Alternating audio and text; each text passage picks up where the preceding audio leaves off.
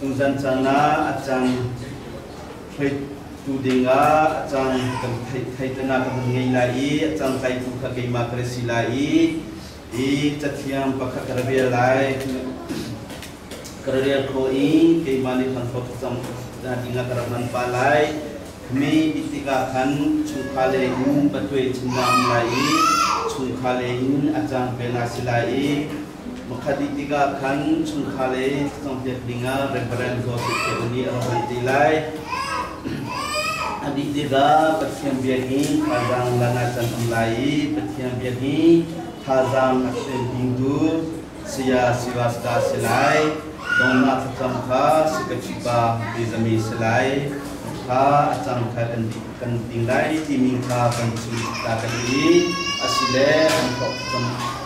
kontrol tentang bentuga kecian pasal kerja lai kemani pasal semlai apiliti atu manoha tapi ada ngoya tentuha ke kenci ke hari kunola terkata kirian ngoya kirian ke hari so kamu hani ke sabiaji ke hingta hari imbang lari longkok dia buru sosial pilo online imbang lari ulo gunung kuatia ke hingta hari imbang hehala so sabat jebo pastomo reverendo setiaudi song sarati ke hingga hari kecil gari yang beruno ono yang kecil gari yang berjero Asia swasta ini kecil gari yang gaji atas bahas kecil bosok sanu gari atasan awat pelagi ketika takdir ini boy ponia ingka asakelaji in sehebor galodu ala kopon atwa wipone kopi ka robia pekelaye kwa robia hedune robia herodu ala kopon atwa okwa takote tunde kwa jia iliti lomboso thobade lo edu ala kopon atwa potiji wipone asong sehepoka inoko aplehe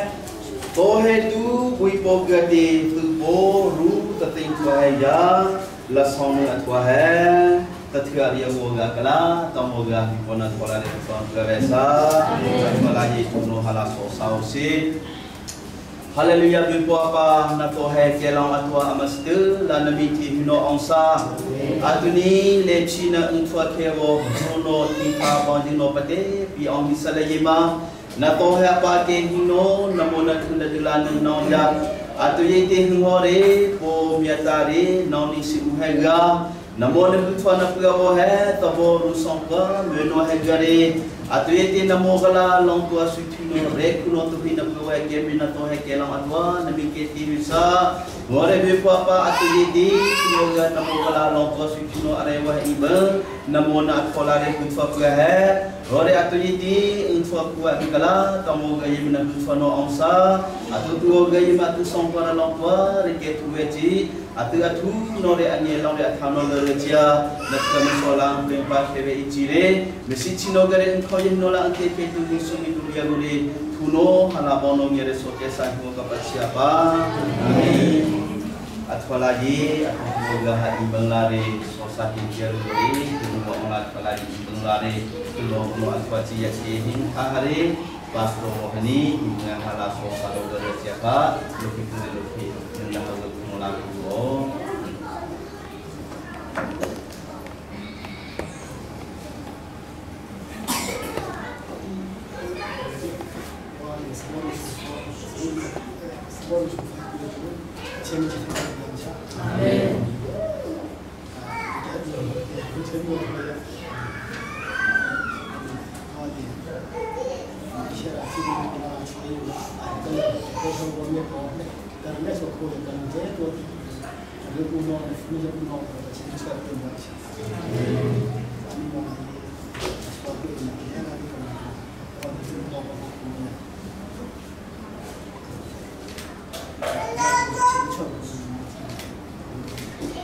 Kali tunggu dia ada, lekini itu aku juga coba lihat aku ahli saya.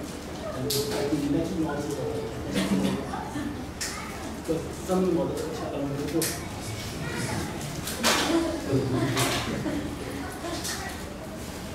Joshua sana lima, ini deh. Lo kolam dia, di hari Jawa kecil kau di mana, Omja le nami suha ibn gede, Ru sambabo tabo Joshua thongthapa hari, Bibona pehagoga, cakala longkau uno mui, tapi bibulnya kita ye.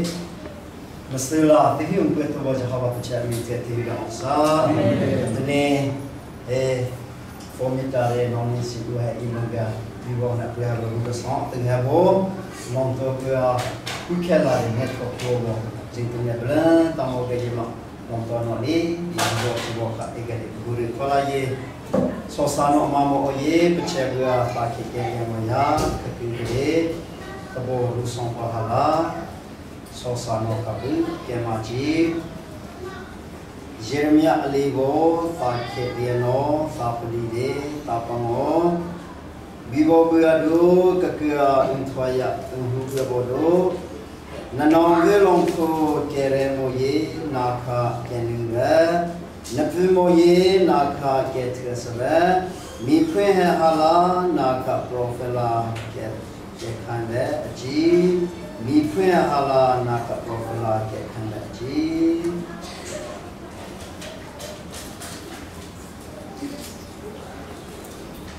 Kude pakai itu,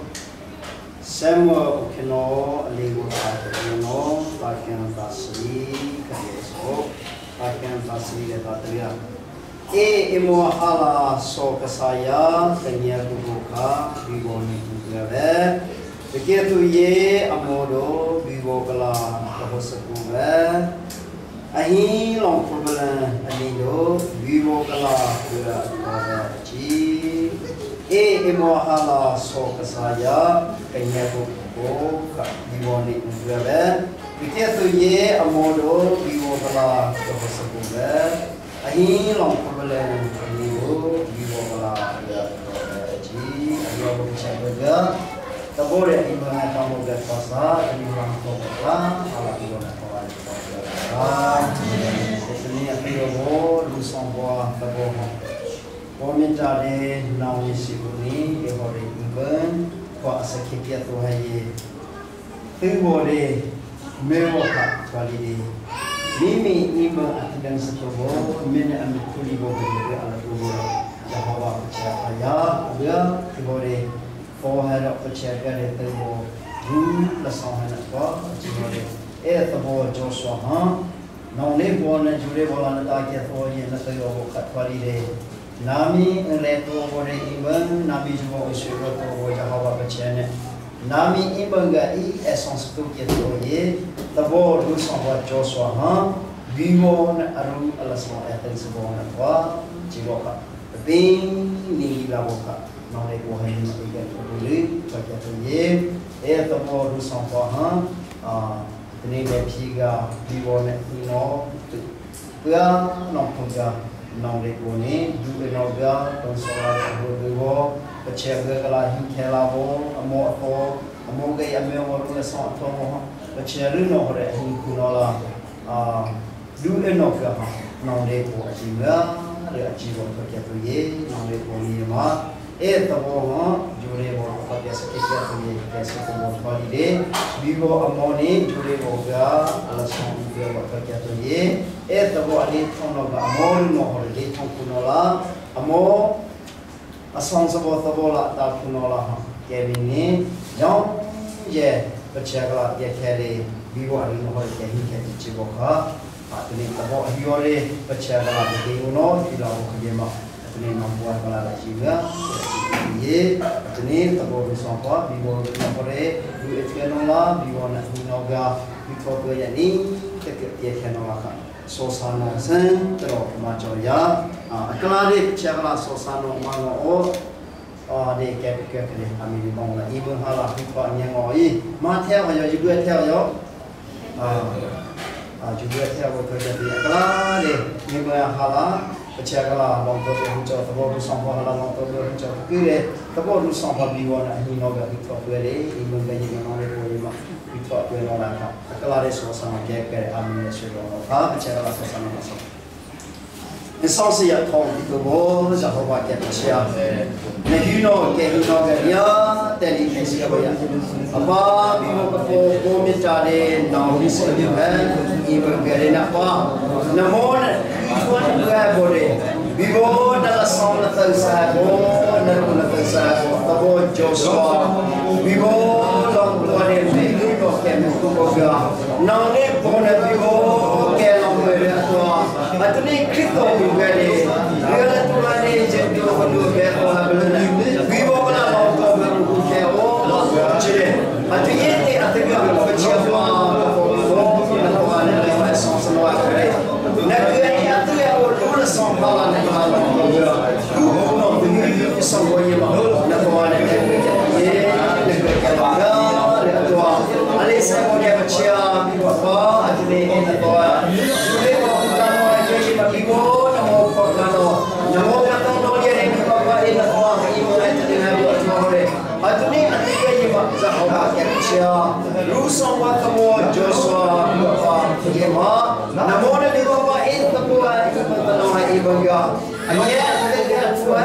cira in tapua hai bapa rula Indonesia bawara ciru kemia dia kalau ya atua bimona media TV so ya tabo yema bima pa kapo kuati tiga ko along semua nong pola tahaya dia lo tiga ciri lo yang ya kue bo support atau nong tabo hala tahaya atuni tabo hala dusen pula orang borengnya pula orang bo vivo nong pohi tertinggal tuapu nong elayama vivo kepercayaan nong po hala yang nak kelas so biasa tekele tuali de vivo ina toa ibu na atuni he kore raga kore seku noga atau aja kono haga yima atuni reja vivo berisongi dano kuano apletore tong ukure jago kuno kuano apletore jahawa chemo kena tua saja tuye nengi tua ko pega tiaro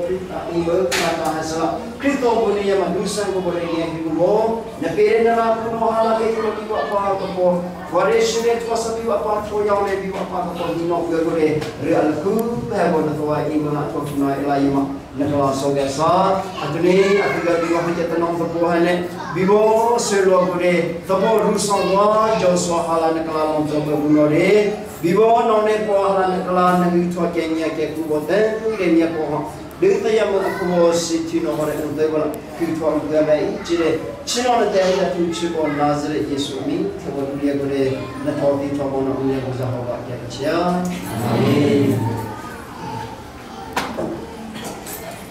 Long tu lam berang ibunya hala sonsabo pastu tombol gah long tu no libi kumo ngore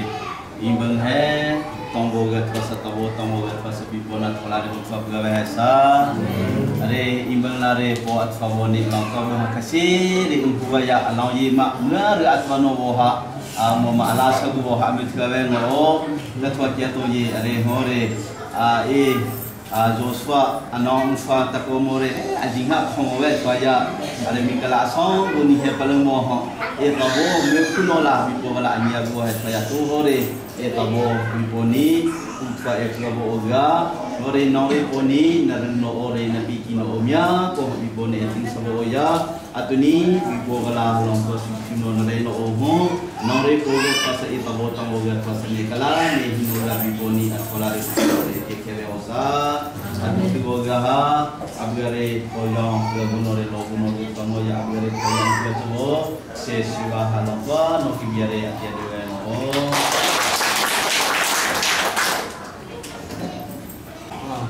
Sendiri halai musbika contoh dan semua dan sesuatu gambar kecil ni tangkap kose zalega kita Joshua boleh Joshua boleh ini ka boleh pani cuan hari cucu boleh pakai cuan kan cuci si dulu na jika kita nak dua minggu arah kuni chúng tôi có thiên chúng tôi có đi làm chúng tôi mà không đi cái này thì khá cái mai khi đi ăn hình sự sa cái gì như thế Asia chú vì là cái chuyện này thì chú thiang không được lại chú dân này thiang không thiang về cái đuôi apakah nak kau về cái đuôi sam zakat le som thum le pakwa rela Hãy subscribe cho kênh Ghiền Mì Gõ để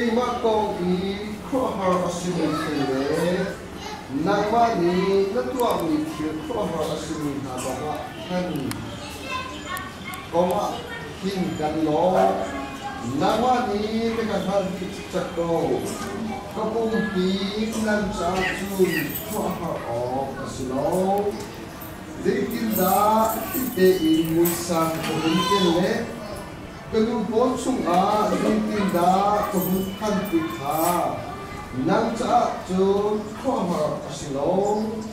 kecuali angin dalam kebutuhan jang, kecai nesemi haju nesuk semua kebutuhan jang, kata orang terlalu, yang kita ni.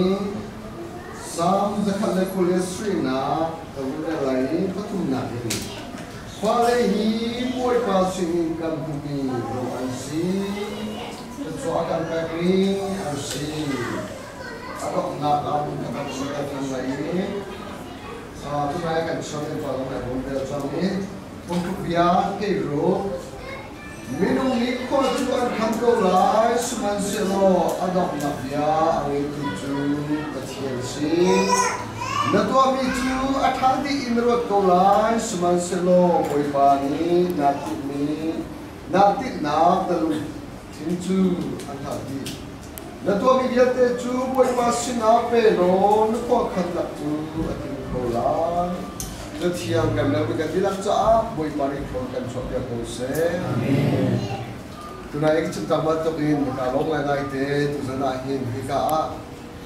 patian kecuali bumi cuma dibantu dengan patian ni, dengan patian sina, lumlop right koina dan tua mihi asulong itu ni asyik tikha apa in hika nak ciptaan itu ni sih.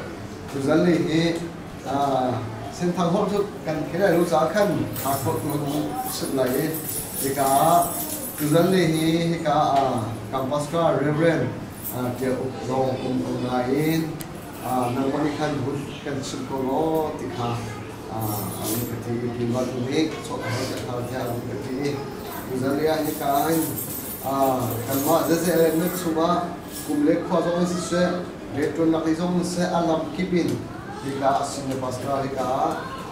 reverend dia umum lain dibantu dengan petian dia intah sampai nak abang pokok dijuahin jika kampus kau banyak juahin kalau tetap jika mungkin logo nak berserta berdumisi tujuan ni untuk kita boleh senang kita boleh dicok nak musik lah itu nak kasih cùng lên làm tiền chôn, càng lại cùng tiền vẫn chịu bao chôn, rồi cùng lý chụp mình khá xe, càng lại cùng tiền chôn rồi cùng lý này vì cụ khá chọn mình khá sâu này khá, bắt khát năng lúc phim nạp rồi rồi tụi mình càng xích khâu lâu hết, cầm phù lê với in sĩ thì khá, nạp thích chiêm giá hết, phù lê, nó càng đó, phù lê, mình phải khá nó càng bé, phù lê, thì cả, dân khá nó càng bé, hoa hết, thì cái kenal deh dan sudah kita akan siap deh dan semua akhir akan tiap cak kalau pun penting jangan akan kita akhir kalau pun kita kita akhir kita kedua misi ini dibantu kesulitan yang ini kita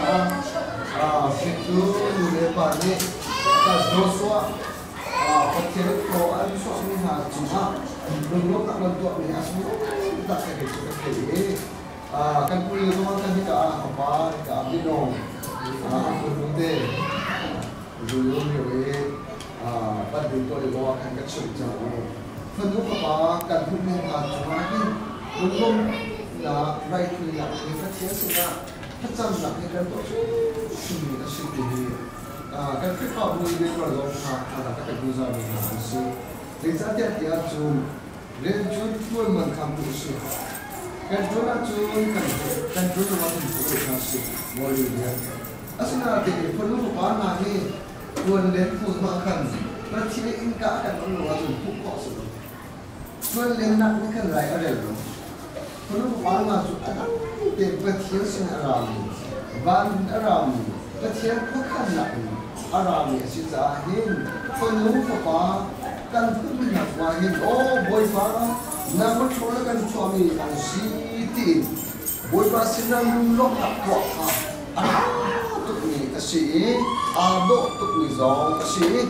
kan tu asyik sending. Bertiap pun pagi ni pagi cun, kan tu asyik sending asyik. Duzan yang kita perlu apa?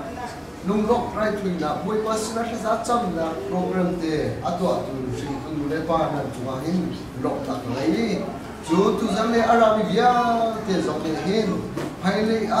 dibantu ke. Tu anak pingahin, izumbu ikha, ikabutin, nak hazam tayo kan bingha se. Tu Sarah le Abraham cuakan asumpah nak alak terwe, kum sekat Asia, Faba Isa anik. Jo Faba Isa anik tiga anilong tu Acwa ni niret Asia kan, amma patian ni acik ngaban tu Jobatan nak ha antua tinua solo te patian sina lunglok na poi antua ya tikha kadun si cucu Abraham ni papa iso angai ni cumakan atua piak ni asi cucu ni tu dia te zonge cucu nun te alok ngai ni asi patian alok ni ti zong asi zahin tu hari zaman izom situ te ha hingga muda dan tua mi jual belum nak situ hari zaman tu patian tu ani ada zia tiap tahun situ te ha hingga mana cita tu ini sih tu zali tu nak tinggal cip lagi sam semua kan bumi tu fale ni boy pak kan bumi ro ansi tikha Jatiang ni akan jombiak ni. Asyik, fale ni minum lilikan bumi asyik dikasih. Fale ni ulai nausin kan bumi asyik dikasih. Fale tu boy pasin ikan bumi ro asyik dikah. Hika muna, jatiang ni akan jombiak ni. Asyik, kalau kecil jadi hika, akhirnya lo minum kan bumi lain jadi kalau terlain. Fale ni adiam ni. Fale ni boy pasin bumi ro asyik dikasih. Soal musia perhal ni boleh tu afim big, atiam big, arum big asyik. Minum tong ni asai tika. Minum siti nakan soal nakan siti akal lagi. Soal muncul filosofi bakat asyik. Mifim bakat asyik. Curi boleh tu afim big timi soal munin. Minum tong ni asai tika. Ada pun nak akhir soal muncul. Oh minum ni boy pasin alam kan si. Kalau faban hangi boy pasin alam kan si tika. Ada pun nak akhir soal muncul tika. Kadung ni si. Minum ini cun kerja pakai kan. Minum ini cun pilot program pilot student thana tak tiga ni. Kan pilot student thana nak kok kan lain nak tiga ni. Semasa minum kan nak hizi nak acap ating kubah. Ni na perlu apa kan mungkin hazong ni. Minum ni ko kan ang kau naik. Dam atinter tu le ko kan nak ang tuju kan patien si tika kubia kan jombiak ni. Si minum ko kan program tu zemo ta arok lemang. Semasa lo kan patien zumok tak asina tu amile pa dia te na kan cuma aku kan nak tu Zoom zale abnong sloin apat pakai siye tika ika sam somtum le kunjunga akan jombiak nika kan ni sim isaya kuleria na kulet waliati dia jon minum kuan khas masa patian ko kan nak tu afhim ni minum ko kan nak ka angai ko semasa lo patian ko kan nak tu afhim ni Amina caa kecuali nak asyik zawe. Tu zaman minum kuah kan nak ni, anak dia kita pipi untung. Semasa so pathian ni kan sa tip tu la kan ni dia ni kan sa kho khan na angai mi chung afimi asizuza le kan sa phatso asizuza le isaya so ko mi se pathian ko khan na chu na chung ni na shin tu nu le pa na chung ni pathian tip tu na chu zuza le ho pathian ko khan na chu zuza le ha ke pathian ko khan na chu nan za ni athami asizuza le nan za phatso na asizuza de ka zuza na ni se ko ni se zuza zo ni ni a panu pa kan ni na ni minung le kan ti kho na rong sloin kan chunga pathian ko khan na le kan zo pathian ko khan na tip to na kha afari afimi phatso na asizuza de ka zuza na doi te pathian bi lai 사장 때문에 송 간두기 다시 간축가를 간디락사 올바이 터를 주대로세 Penelong abiagi thazam bedu sia sibatuna penelong natum ikan ngai angai tule acim tu kendita suna koi banyak terin suang kepe dia bokse atwala ye atwa dua gahak atu thano kala ati veci oya gore ati di Pecian songso yang mori, pecian kala longtua suci lore mo ibu nekala, kamu ga ibu nak kolade bukai dua beosa. Lagu asal asal seno atau tino tabali wo jong ye hingga huwa pagi pecian mesti nana miti binongsa. Abang tu ni tiga po metare nong ni siu tapo rusang fua na puyo wo hega. Nakala punya kuno, nakala nabuare nalore tu lo kuno tu lo nge tua tu kema wo kuno anya long he thalan mo ke ke bore atu tu be man mo la punya no tu mano ke hang ja ibeng na patan wo cure lo yima na to ha ke ma ke je asga tu ha ibeng ga tu pano la ta sala ama tu tano to boga chiso tu be pano la mo re to ga atu teng dai chino na ten tu chiwo Dewa Yesus Kristus itu juga yang paling boleh kita langsung bersama kita. Amin.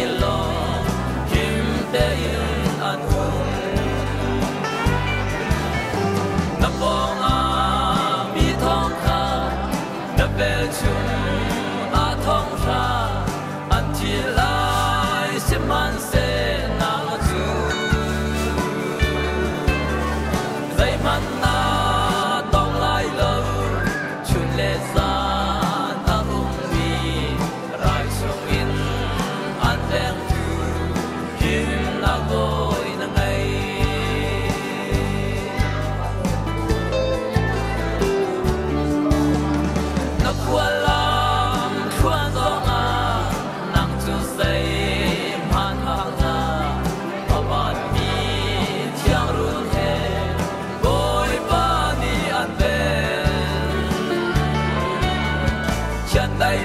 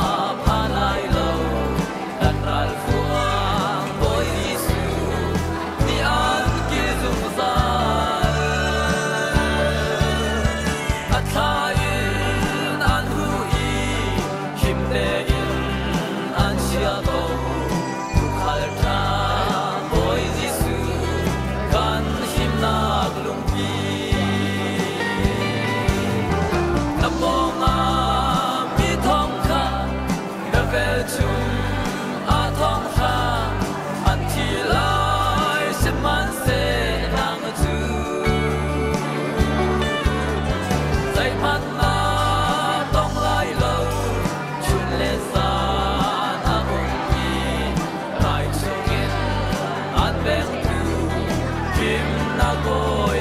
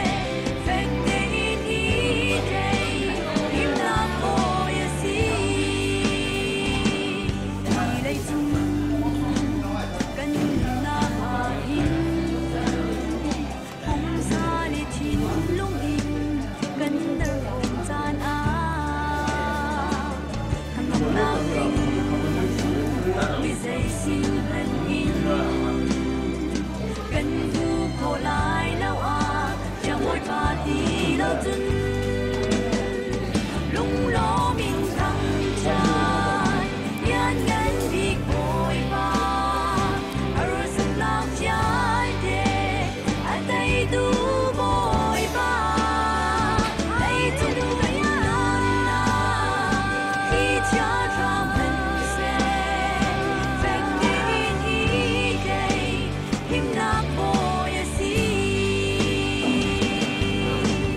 yan